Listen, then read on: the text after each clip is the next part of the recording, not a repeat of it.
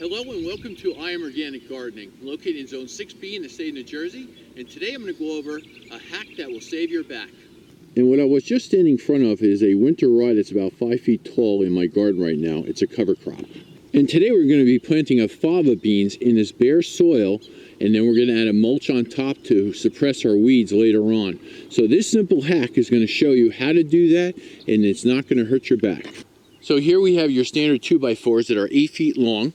And we have our fava beans there. We're going to plant them 1 inch deep, space them 6 inches apart, and then we have our spacing between the 2x4s about 18 inches. And one of the best things you can invest in is buying some 2x4s. You'll always find a need for them in your garden, holding down cardboard, holding up insect netting, you name it. Obviously here, making nice straight rows, but they work fantastic in your garden. On our board here, you can see that I marked every 6 inches as a guideline.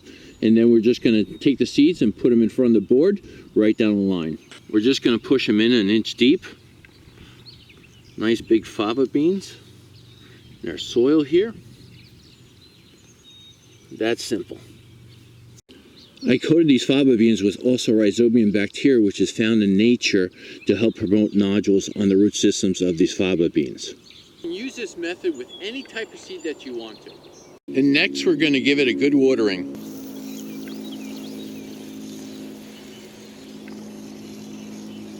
Now we have that completed.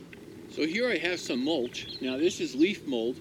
You can use any type of mulch that you want to do, but first we're going to do something with those 2x4s before we add our mulch. Now we're just going to slide our boards over to cover our seeds up.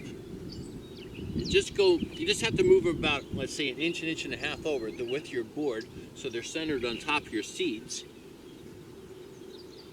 And now we can apply our mulch because that board is sitting right on top of those seeds.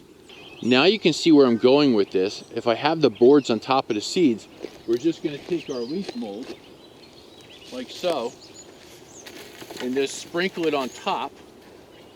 And we're going to cover the whole area.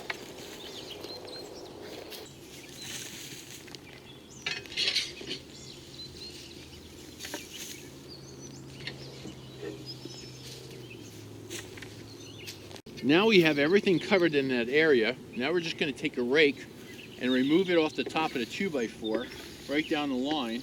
And the height of the mulch is going to be about the width of your 2x4, or the height of your 2x4. And you can just see, we can clear this off nicely, and making that mulch all the same height,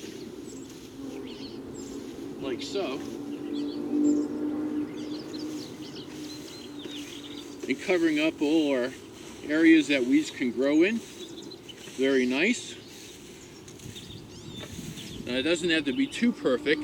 Now we'll do a second watering to hold all those leaves down in place and give a lot of moisture to the ground below.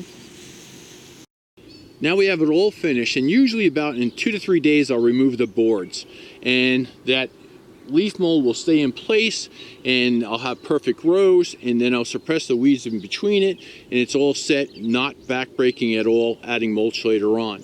So now, one of the great advantages is that in the next 5 days we're supposed to get rain, quite a bit of it, so I don't have to worry about erosion or the seeds moving around, so I might even leave the boards there for the next 5 days. This holds everything in place. I don't have to worry about also animals coming in and digging underneath the boards, getting to my seeds, which is a nice thing. And like I said, you can use it for any type of seeds that you want to put in your garden, and it does protect them for the initial couple days. I want to thank you so very much for taking the time out of your day to watch my video. If you find this helpful for you, please leave a comment below and give it a thumbs up if you can. If you haven't done so, please subscribe, and I'll see you again with another great video. Thanks and enjoy gardening. Bye.